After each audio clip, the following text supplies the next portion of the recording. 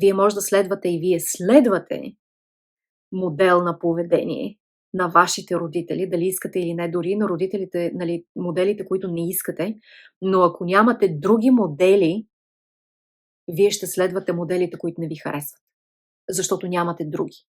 Защото не сте видели други модели, защото не са ви харесали, защото не сте изградили други модели. И това е проблем. Така че да говорим и за мен нещата, нали, в една връзка са като везна.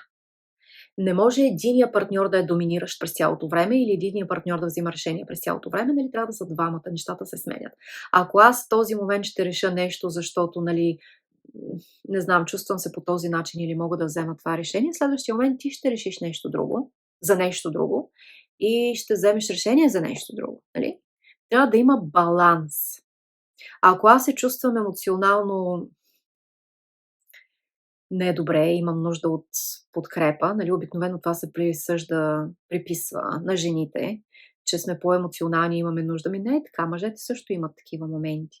Аз съм сигурна, че един мъж би искал да почувства емоционалната подкрепа на своята жена. И няма нищо срамно в това, няма нищо, не знам. Аз мисля, че това е редно и нормално, когато има, нали, когато има нужда от това. Затова сте двойка, затова сте заедно, да си давате това, от което имате нужда, когато имате нужда от него. Говорим за баланс отново. Така че взаимоотношенията между двойките трябва да бъдат балансирани.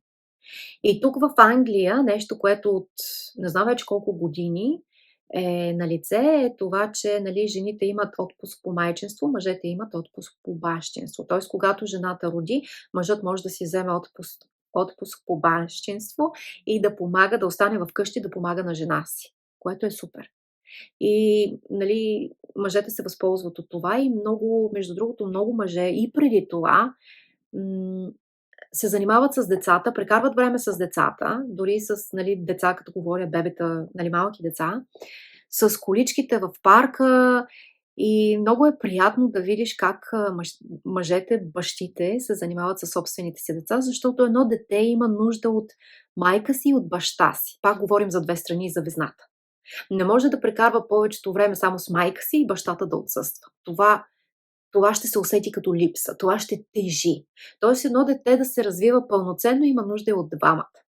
Сега в България съм сигурна, разбира се, може да оставите коментари за това, но съм сигурна, че, нали, това мъжкото, което доминира там, че мъжа работи, не знам какво прави, той не прекарва толкова време в семейство и че отглеждането на деца е женска работа, е остаряло демоде и не е, да го кажа, не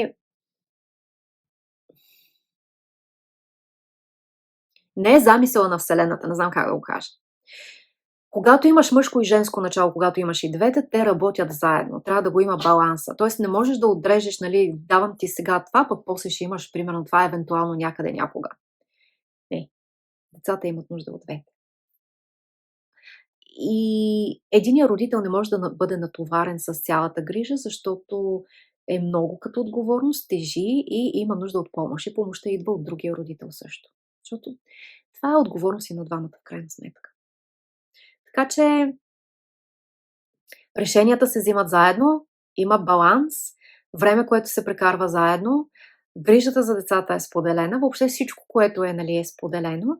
Сега говорим за едни хармонични отношения и баланс. Разбира се, това не означава, че няма дисфункционални семейства и връзки, които работят както в България, навсякъде има такива. Но това не означава, че това е примера, че това е модела, който трябва да се следва. Напротив, нещата вървят към този баланс, към този синхрон и това взаимодействие между партньорите. Общо взето, двамата партньори участват заедно. Разбира се, има и моменти, нали, връзки, когато примерно единия партньор е богат, има повече пари, там пак са заедно, пак имат прекарване на времето, но финансово единия партньор има повече осигурява повече, отколкото другия, или осигурява изцяло другия. Зависи как се разбират двамата партньори. Това е между тях, нали, да се разберат и да постигнат това споразумение. Така че това е темата за първото ми видео. Исках да започна с това. Надявам се да е интересно и да предизвика коментар отдолу, нали, вашите. Това, което на мен ми е интересно, е вашите мисли по въпроса. Вашите мисли, също опит, нали, от опит, какво мислите за една връзка, какво мислите, че допринася за хармонизирането на една връзка и една връзка да бъде здрава и стабилна и да върви напред, двама души да се разбират и да могат да работят заедно и да бъдат щастливи.